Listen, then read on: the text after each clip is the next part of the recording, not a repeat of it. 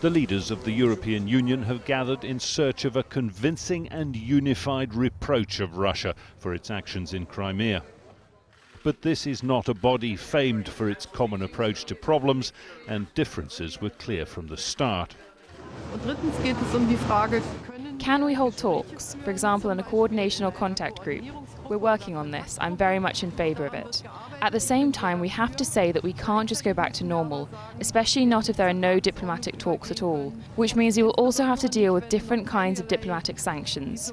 Whether they will have to be implemented or not, we'll have to decide, which will depend also on how far the diplomatic processes are going to progress. Those with multi-billion-dollar trade relationships with Russia, like Germany, prefer diplomacy and dialogue over immediate tough sanctions, while others, more vulnerable, some on Russia's borders, want Moscow to know that its actions have consequences. The danger what we're seeing today in Europe is rewriting the post-war borders. And this signal is Russia sending to us, and we need to understand it properly and react immediately. Because after Ukraine will be Moldova, and after Moldova will be different countries.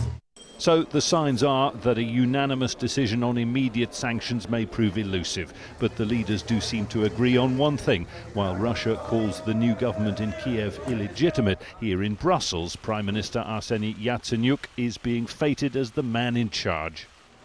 This is not just a Ukrainian-Russian crisis, this is the crisis in Europe. And we are to act in concert, and we are to understand that this is our joint responsibility.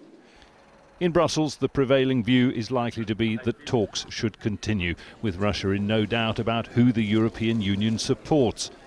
It's thought the threat of sanctions may emerge from these talks. Their implementation, though, largely on hold for now. Jonah, Al Jazeera.